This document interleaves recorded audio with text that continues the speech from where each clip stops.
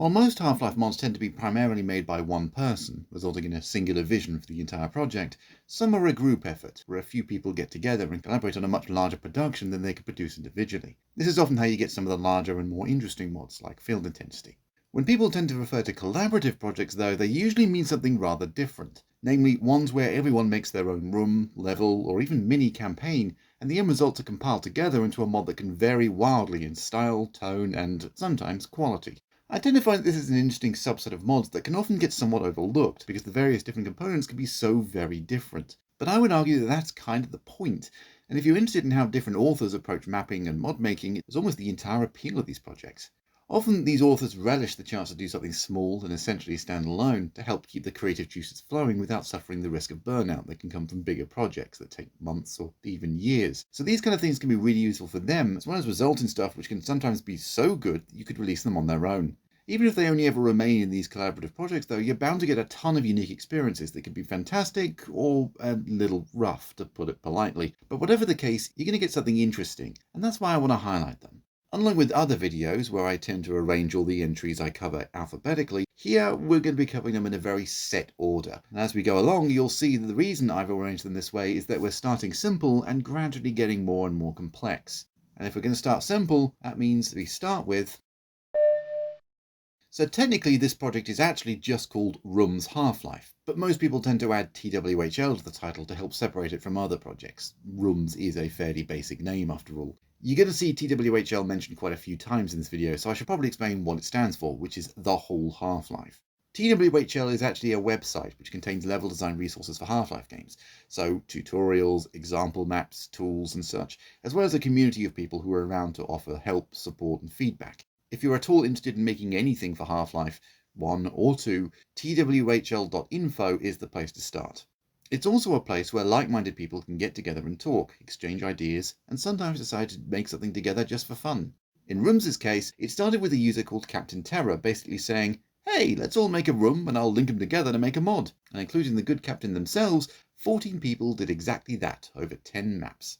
As the captain says in the mostly text-to-speech commentary, there's no unifying theme to any of these rooms, it's just whatever the author felt like doing. So we get such varied rooms as a laboratory chamber, a rather spacious office, a Japanese garden, an idyllic palace swimming pool, complete with a woman reading a book, the bridge of a spaceship, several areas that wouldn't look at all out of place in the original game, a futuristic data room, an abandoned asylum, which alters as you go through it in a manner I absolutely was not expecting, and a disco, just to name the highlights. There's no gameplay to really speak of. This is very much just a collection of rooms that each author has made, but that doesn't mean it's not worth a look. It's always interesting to see what each author decided to contribute, looking at the skill and craft that went into each one, and generally just having a nice wander around. Well, except for the asylum map, that room wasn't nice at all. All in all, it's nice to start a look at these sort of projects with one that's just kinda nice. No real pressure, no challenging combat, nothing that's hard to navigate, just a gentle introduction to this type of thing, and an excellent display of the sort of creativity and talent that you can find amongst the Half-Life community. TWHL Mixed came out a good 5 years before TWHL Rooms, and is much more of a pass-the-parcel project. According to the README files, this one was started by one Bratty Lord, I love these type of weird internet names, and the idea was that each participant built his room, added it to the map, and then gave it to the next person. The end result is 2 maps that are kind of an uneven experience that doesn't get off to the best start, beginning in a rather basic room that requires some tricky jumping to reach a switch, after you've destroyed the boxes blocking it off using some grenades anyway. This leads to a room with head crabs, and then it's onto a room where they straight up admit that one of the intended maps wasn't finished, so they cut it, which isn't the best sign. A clear example of just how uneven this experience is comes with the Gargantua moment. There's a room laden with explosives and you need to set it off. I suspect what you're meant to do is lure the Garg away from the ladder leading to the detonator, but that's really kind of awkward, so you'll probably just sprint straight forward and take the hit from his attack in the process. But then you'll need to avoid taking damage from those explosives. The best way to do this is just to jump down and go back through where you entered the room, which I'm not sure was intended or not. You see what I mean about being awkward, right? Because that's what this whole section is. But the odd thing is that after this, we get a couple of segments that are surprisingly good. One that actually manages to tell a decent story, despite only being 3 runs long, and a second map that just kind of feels like a standard Half-Life map, albeit a little condensed. This is the kind of thing I think people were expecting, because the quality of these maps wavers from room to room, and the whole experience is kind of awkward and janky. Not bad per se, just awkward. It's clear this one was made for everyone involved to just have a bit of fun, and in that I think it succeeded, but as a gameplay experience it's not the greatest one. Still, it was interesting, and really that's what we're here for, so it's hard to complain that much. Although I could very easily complain that it all ends with an "it was all a dream," aka the laziest writing trick in the book. The scene looks nice, I'll give it a pass. This time. Castle Disposed, which came out the same year as Rooms, describes itself as a collection of maps that never quite got past the alpha stage. Modder Tetsuo, or is it pronounced Tetsuo, gathered these maps, polished them up, and created a castle-themed hub map to access them all. The end result is an incredibly jumbled collection of maps that are unfinished, basically. You can't even access these disparate maps at first though. You'll need to navigate the hub map and find a TWHL emblem, which is just the site's logo, which is hidden in the water under the starting bridge. Then you have to find a second emblem up on the castle's ramparts in order to access the first actual map. So that does at least establish your short-term goals here. Play through each map and find the emblem at the end of each. The first map is probably the most confusing because it requires you to find several easily missed switches, make a slightly tricky jump in a sewer, reinsert an unplugged cable to fix a teleporter, and then finally break a crate to reveal one last switch, which reveals the way to the emblem. The general design of the area doesn't make a lot of sense, the stairs are tricky to navigate, especially when you go down them, and the cable is very fiddly to actually use. You might have to use the side of it rather than face it front on. The first time I played this I had no idea what I was doing and spent ages trying to figure it out, so yeah, confusing. Map 2 is basically you navigating your way through a trap-filled tomb and is actually pretty fun. Wish they'd opened with this one. It's a fairly typical set of crushers, moving platforms and ones that break from under you, and provided you don't mind dying a few times along the way, there's some amusing moments to be had here. Nothing too challenging thankfully, so you'll find the emblem and be on your way pretty quickly.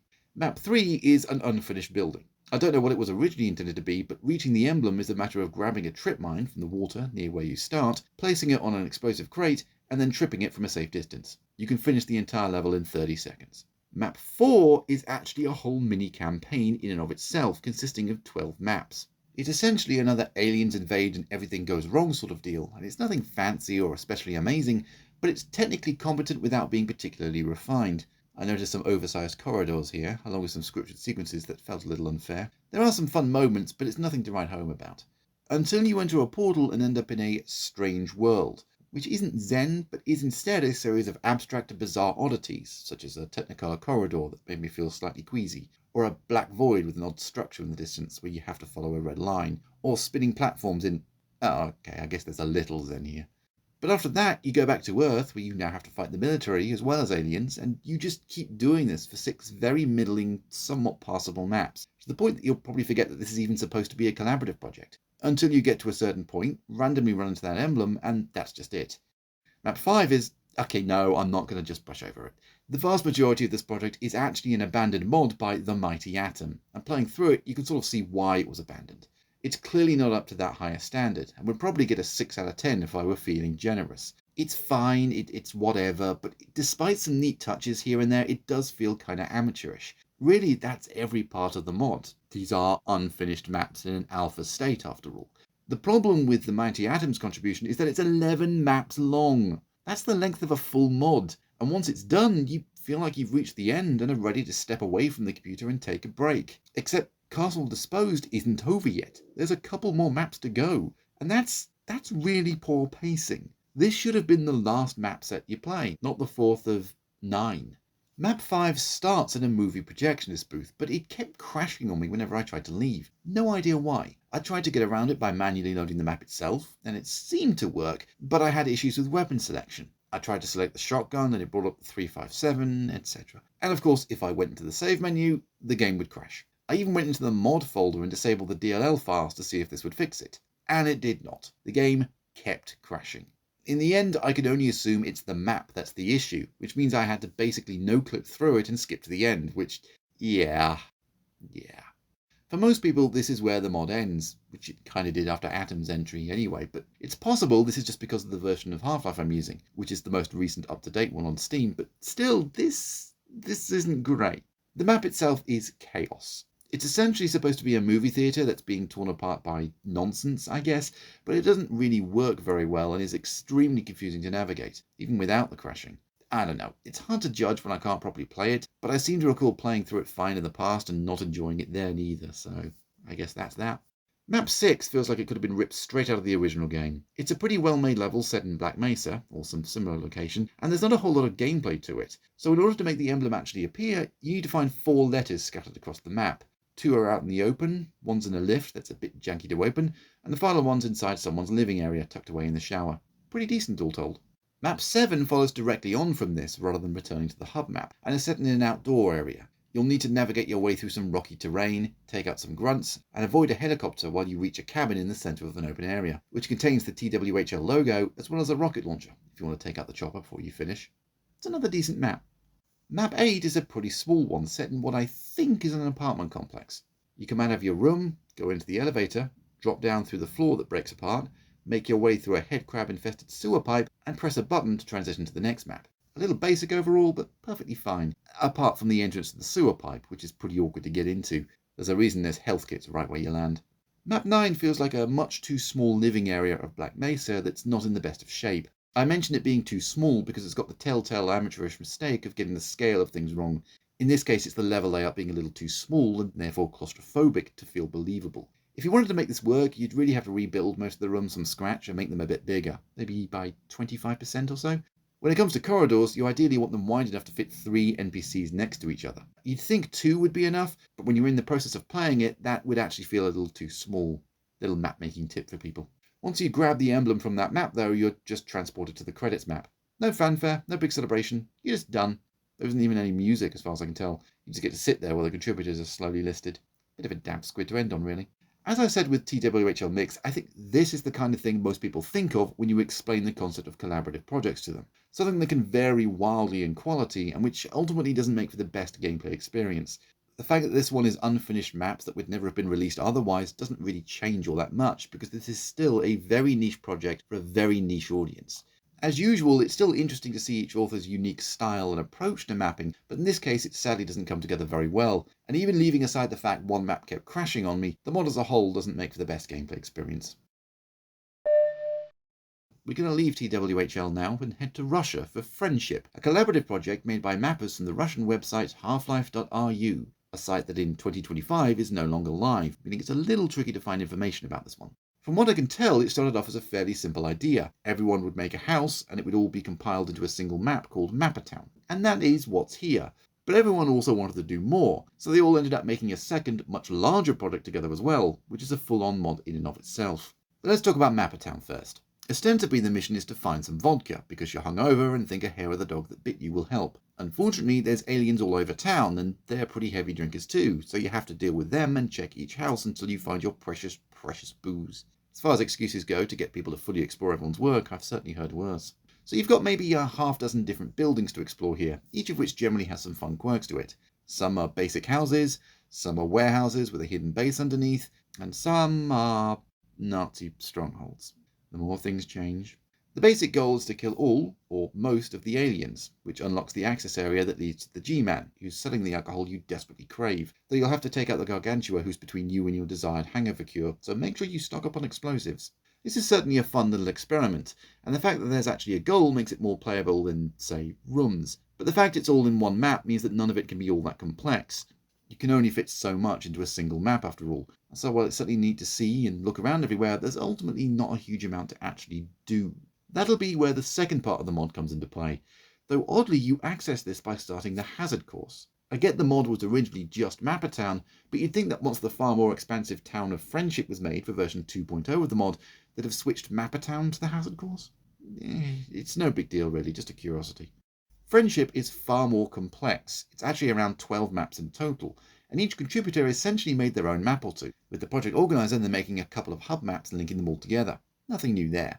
Only here the hub is massive, requiring a train to get around it all, and it's not a particularly fast train, so expect to be on that train for a long time as you go between each entry to this thing. And you will be going back and forth between them, because in another effort to make it more of a linked mod, there is a specific path to progression through these maps, and you'll have to do something in one in order to progress in another. And in order to find out which stop to go to next, you'll need to go to the starting map and look at a checklist with every contributor on it. Once you've completed each person's map, then a light next to their name will come on, which is useful, but again, it's only in the starting map. This means that if you miss this checklist, or need to recheck it, you'll have to ride the tram all the way back to the first map. And once you've fully opened up the line, there are 6 stops on this track, each of which are in a separate map. And given that the train stops at each station, forcing you to press a button to get it to move on to the next, this becomes really tedious really fast. If you want to play this one, I'll save you the trouble. The first stop you need to make is Boozer, and by exploring their contribution, you'll find both a crowbar and a key card.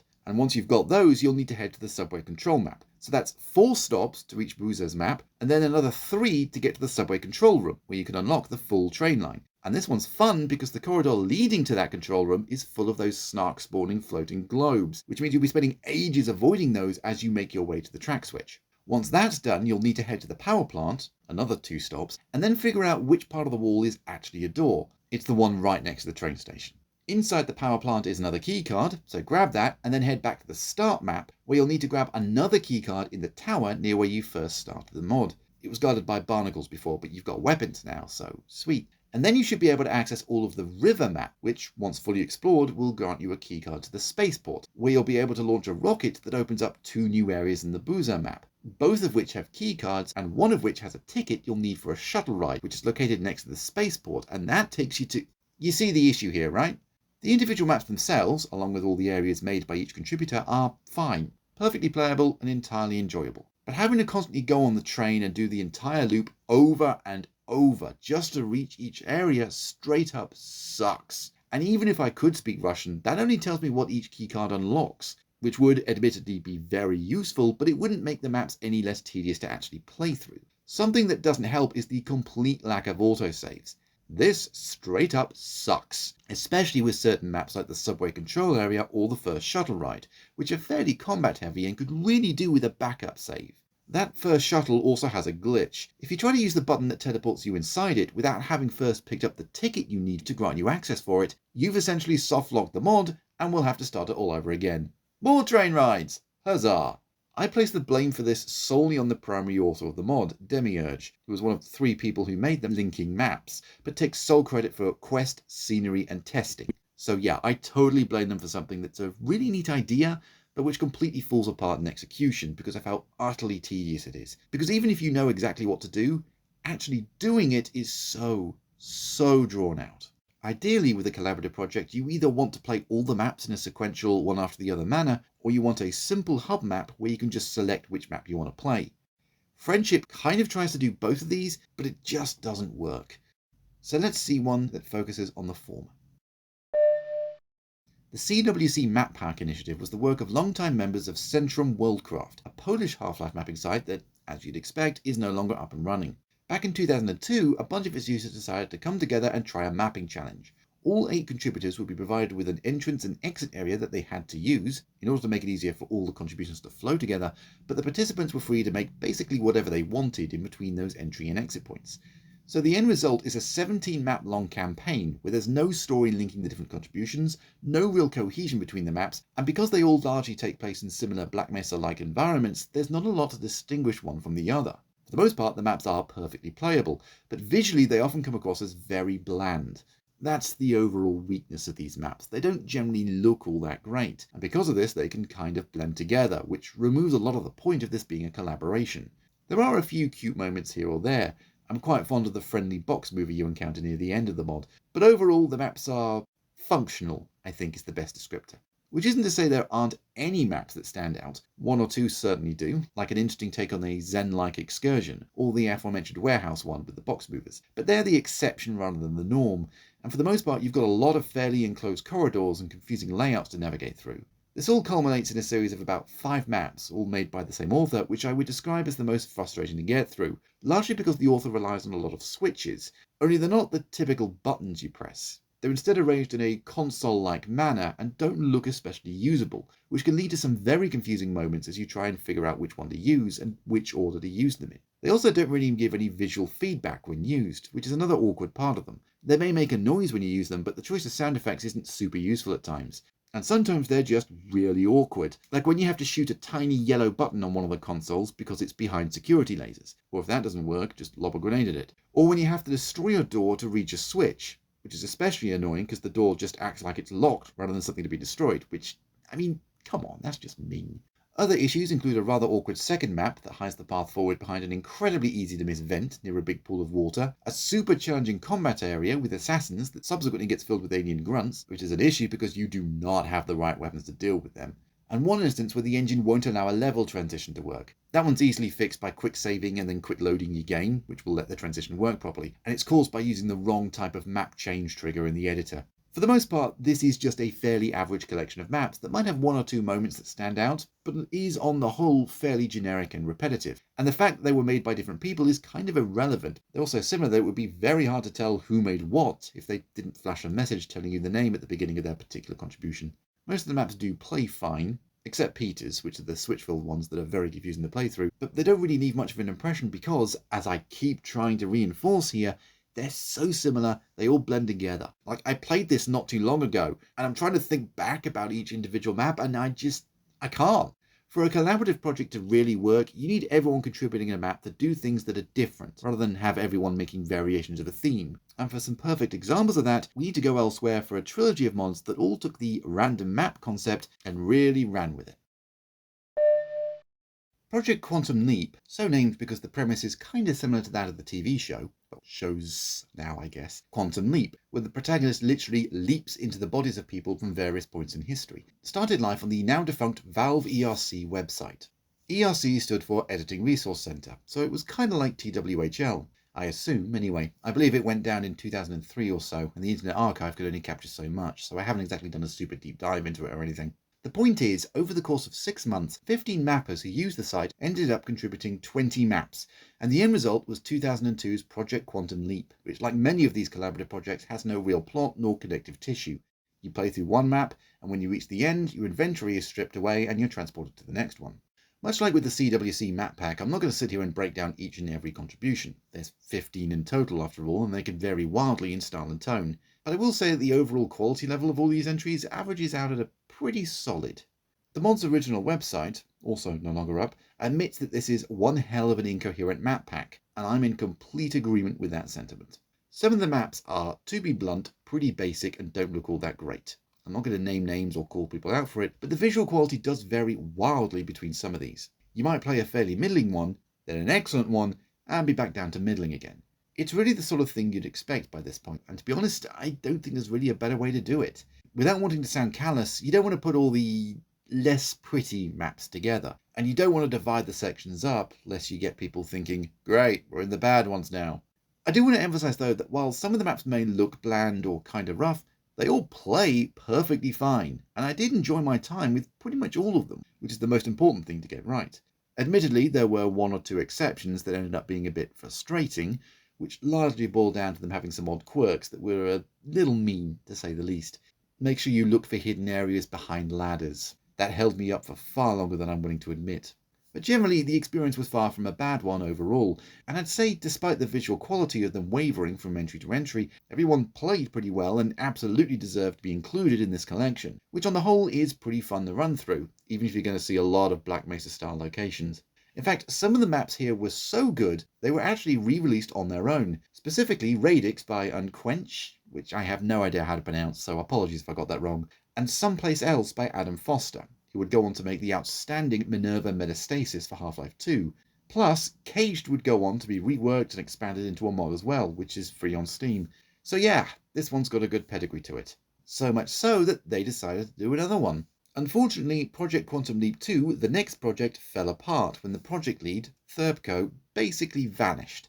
But that didn't stop people from still doing something. Something called...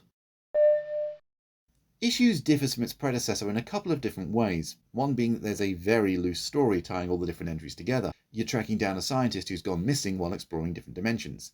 But the big change is that contributors were no longer limited to a single map. To be fair, a couple of entries in Project Quantum Leap were also more than one, but it was only a couple. Here it's more half and half. Some of the entries by the 9 people working on this are more than one map, some aren't, but are so long that they feel like they are regardless. Additionally, those entries could be far more complex this time round. Mapping and modding had come a surprisingly long way by the time this mod came out, and the authors were much more ambitious in their work as a result, so some of these entries contain custom models and assets, making them stand apart even more than the original. As a result of all of this, the maps in this mod are, on the whole, a significant improvement over those from Project Quantum Leap, though no individual one manages to quite reach the levels of the one that were previously released standalone. And unfortunately, as a result of these maps being quite a bit longer, there's a new problem. For most of these maps, you're still going through the same old gameplay loop of finding switches, fighting aliens, and losing all your weapons at the start of each entry. Except for the couple that forget to do that, which... oops. And that's probably the biggest flaw with this one. All the individual areas are pretty entertaining, but because most of them play pretty similarly, and are set in warehouses or science lab type areas, they do start to blend together after a while. It's the ones that deviate from this that tend to stick out, like the ones set underneath a military building, finding switches and following a ghost to make your way out, or the ones set on a Zen world that's sadly unfinished for reasons I couldn't track down anywhere, and as a result is pretty confusing to complete, though it is still doable if you're willing to put the time and effort in. Thankfully it is skippable, but it's certainly memorable, as is the final entry, which is set in France during World War I.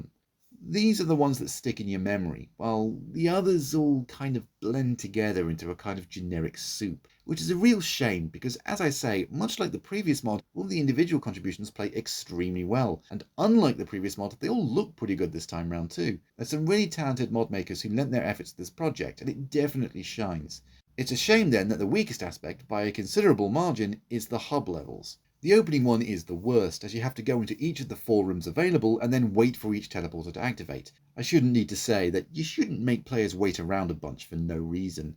I guess the author was trying to go for atmosphere, but Then, once you've completed all 4 of those, you have to transition to the next hub map, but it's never made clear how you actually do that. There's actually some switches on the wall that you have to press, and that'll change the central teleport with a new one that leads to the next hub map, which thankfully is less awkward to use.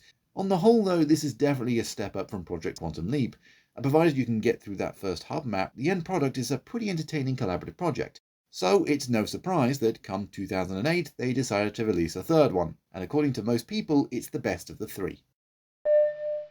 Reuses is the third and final mod in this trilogy of collaborative projects, and I'll just straight up say it. Quality-wise, I think this is the strongest of the 3. You've got 9 mini-mods here, all of which are really well made, though once again many of them are in pretty familiar locations. They're at least different visually, thankfully, but once again you're going to run into that old familiar problem of a bunch of them potentially bleeding into each other.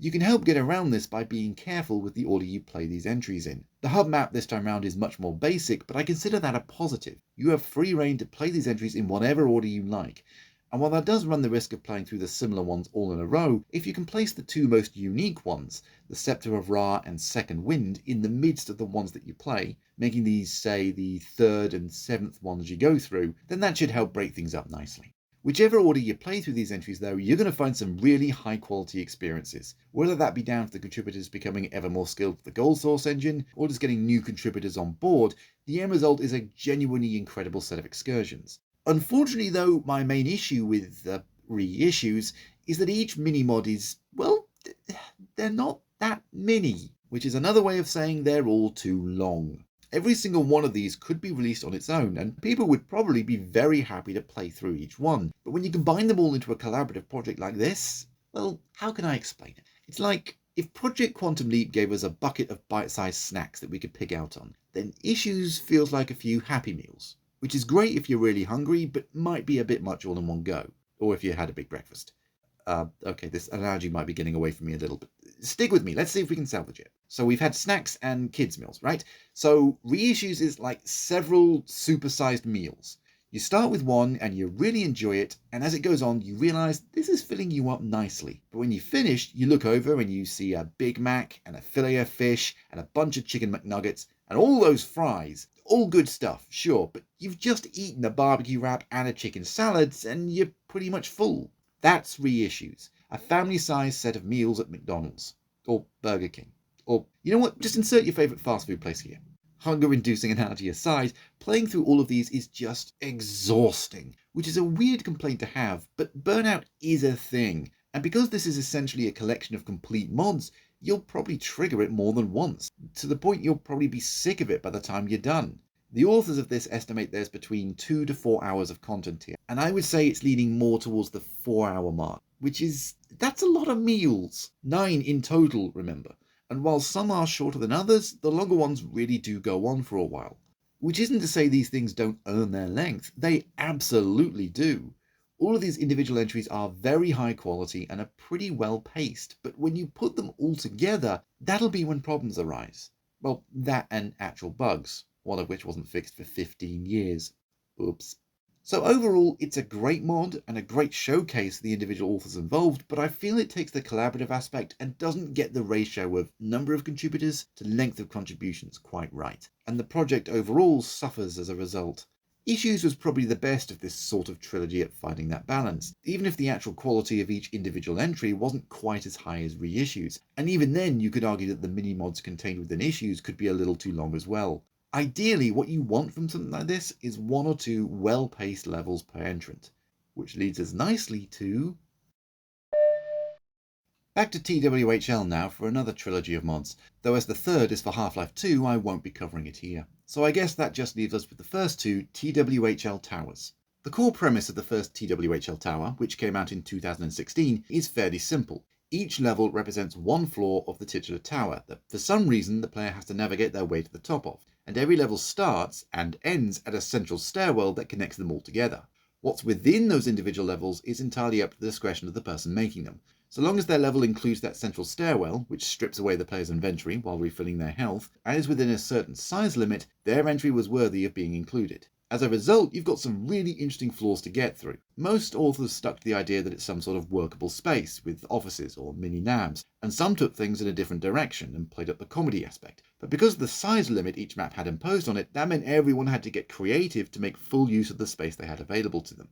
The end result is a series of short but sweet little experiences that are really quite fun to explore. Some are kind of simple, some are more complex, and some feature some incredible editing tricks that makes you question how on earth they did something so cool. Because each map is so small, they only last a couple of minutes each, so they rarely become dull. Except maybe upper management. Making a search for keycards isn't super fun, especially when you hide them in drawers or behind pinboards. You can run through the entire mod in about half an hour, and because your health is reset for each map, you don't need to worry too much about taking damage. So what little combat there is isn't much of an issue until the last map, the roof. Even then it's more than manageable if you're careful. Certainly does serve as a suitable final challenge. Aside from 1 or 2 levels being a tad confusing to navigate, to the point one of them straight up gives you hints to make sure you can get through, there's not a whole lot negative to say about this. It's varied, it's interesting, it's entertaining, and it's a fantastic showcase for each author. So it's no wonder they decided to do another one 5 years later. TWHL Tower 2 works pretty much the same as the first mod. The only real difference is that this time you start on the roof and have to make your way down, as opposed to the first mod where you made your way up from the bottom. Oh, and the size limit for the levels was increased to be about double that of the first mod. Oh, and there's a hidden collectible in each level that opens a bonus sub-basement level if you find enough of them. I guess there were a few changes. Overall though, this is basically more of the same. If you enjoyed the variety, the creativity and the cleverness of the first tower, then this is that, just more. A lot more. Because while the first tower had 13 floors, this second one has 26. I guess having a bit more room to play with, along with the buzz made by the first mod, attracted a few more people this time round. As you might expect from that many participants, there's a lot of different stuff here, even more than the first tower. You can expect combat-heavy areas, trauma-filled memories, Egyptian tombs, Zen gardens, that's Zen with an X, because puns, art heists, dramatic mysteries, recreations of other games, and Half-Pint. I am not explaining Half-Pint, you have to see it for yourself. So yeah, there's a ton going on here, and you'll never know what to expect on each floor. As with most of these collaborative projects, the variety is the big appeal, and there is a lot of it in this one, as if the big list I just gave wasn't enough. And it's also paced really well, lasting anywhere from an hour to 90 minutes, depending on how tricky you find certain floors and how obsessive you are about hunting down those collectibles. The biggest problem, unfortunately, is those collectibles, which take the form of Half-Life CDs. There's one in every level, and while a few are obvious, most are tucked away in a corner and require a bit of hunting for. Those are fine. It's the ones that are really hidden away in places most people wouldn't even think to explore that are the problem. The one in Cargo Specimen requires you to jump on top of a half-destroyed keypad to reach an area with it, while in Training Course you have to break down a wall to find it. And in more than a few others, you have to interact with like a painting or a PC. They're a little too well hidden at times, is what I'm saying.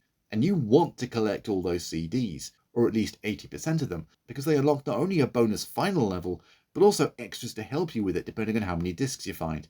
And the 100% bonus is by far the most helpful of them all. Other than that, there are a couple of floors that are a bit confusing to navigate, but that largely boils down to having to hunt for switches, remember to look up, and some can be a little janky in places. Most of it's just general Half-Life stuff, but the Von Braun crashed on me near the end of the level when I went to pick up some ammo. Given you would just lose that ammo at the central stairwell a few seconds later, the fix is just to remember not to pick it up. So a minor issue, but worth mentioning.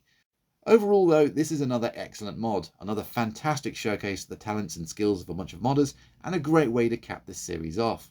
That said, I'm sure there are more of these projects out there. These are just the 10 that I was able to find, so if you happen to know of any others, please do let me know. But because I can never do things by half, we're not going to end there. Instead, I'm going to take this opportunity to also talk about something that fits the theme: competitions. When it comes to Half-Life modders, sometimes they like to take time out to respond to a challenge, whether that be contributing to a collaborative project like the ones we've just seen. TWHL has done these for years, but I know a couple of other sites do them as well, like Valve VRC and RunThinkShootLive.com. The former only had a couple, and the latter mostly tends to focus on Half-Life 2, so I'm going to stick with TWHL, who generally like to go with the original game for most of theirs. The competitions that TWHL run started all the way back in 2002, though I mostly know that because the one from 2022 proudly announces that it's celebrating the 20th anniversary of these things. Whatever, I figured it out, it's fine. The first one was open from December the 10th, 2002, and it closed on the 13th of February 2003, with the judging happening in the days after that. And as for the most recent one, well, not to date this video, but as I type this very script, there is one going right now. It'll have finished by the time I get this video out, but that's okay. There's a reason I'm not specifically saying which one it is. I'm sure the more determined of you will figure it out by comparing dates or whatnot, but whatever, I made my point. These things are still going to this very day, which speaks to how, at the very least, people keep wanting to do them. If you're after an explanation of these competitions, then it's pretty simple. The person organising it comes up with a challenge. Say, make a map with an Apache and an Osprey, or create Dr. Breen's house, or take a provided map and modify it to be post-disaster, that sort of thing. After a specific time period, which could be a fortnight, a month, or more, all the submitted entries are judged and a top 3 are picked. The winner gets a gift voucher on Steam and, more importantly, bragging rights. But for most of them, I'd imagine it isn't really the winning that matters, though $20 to spend on Steam is probably pretty nice. I suspect the real appeal is the challenge itself. Only having a limited amount of time to make something specific means you have to hunker down and focus. And if you're the creative type, this could be a fantastic outlet. At some point, I'd love to sit down and take a look at all of these competitions to see their breadth of entrance and determine my own winners, but that'd be a time-consuming process, not helped by a few limiting factors, such as that the competitions are open for any Source Engine game, so Half-Life 2, Portal and Counter-Strike maps are all A-OK. Not every entry is listed on the earlier competition pages, and some entries don't even have downloads anymore, which isn't surprising given these things go back over 20 years. I'm sure I could find most of them if I put the time and effort in, but honestly, that's kind of beyond the scope of this particular project, so I'll have to look into doing it some other time. Instead, what I'm going to do is highlight some of the entries to these competitions that I think are worthy of being played, because while a fair few of these challenges resulted in graphical showcases or deathmatch maps, there are also several that end up essentially being really quite good little mods in their own right. So in no particular order, here are 5 I think you should track down and play. First Day at Black Mesa is a wonderful little Black Mesa tale that unfortunately ends right as it's kicking into second gear, which is a very real shame because everything up until then is fantastic. Some excellently made maps, entertaining scripted sequences, and even an achievement system to encourage you to fully explore what's here are but 3 highlights of this one. Definitely worth checking out if you haven't had your fill of Black Mesa tales. Slimy Situation is one I've talked about before in my Half-Life at 25 video, so I won't say much about it here lest I inflate Psywar Veteran's ego any more than I already have, but I do genuinely think it's a very good little romp that absolutely should be played. Reality Shift is another Black Mesa tale, but it's one that's shockingly well made considering the short amount of time the author had to make it. With 6 maps and 3 different endings, this will keep you entertained for a good half hour, if not more. And it's surprisingly fun, if completely canon shattering. Only some hard to understand voice acting and a little too much health and armor lying around, thus making the combat a little too easy, hold this one back, but the level design is so good you'll likely forgive it those minor issues. Teleporter Holocaust is a single map, but it feels so much bigger thanks to some very tight level design and the use of teleporters that send you all over the place. You'll see the same areas more than once, but almost every time you do, something new will be there, whether that be aliens, grunts, assassins, or a new teleporter. It's incredibly clever and a real testament to how limitation breeds creativity. Last minute update. It turns out Teleporter Holocaust actually got a sequel in the form of another competition entry called, and I promise I've not made this up, The Final Death of John Deepmind Part 1, The Waterworld Hell. I've not actually played it myself, mostly because I've been busy editing this very video, but also because the mod, along with its author, seems to have vanished from the internet. I'm sure I could find the mod if I searched hard enough, but like I say, kinda busy right now, so, some other time. There, now you don't have to tell me about it in the comments.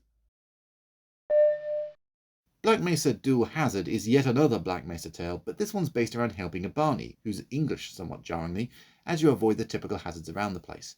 It's rather janky. I couldn't access the options menu without the game crashing, and some of the scripted sequences are a touch awkward, but the creativity on offer here helps to smooth over a lot of the rougher edges. This thing gives Barney some custom animations, which is a rarity amongst most mods, let alone one made for a competition on a deadline.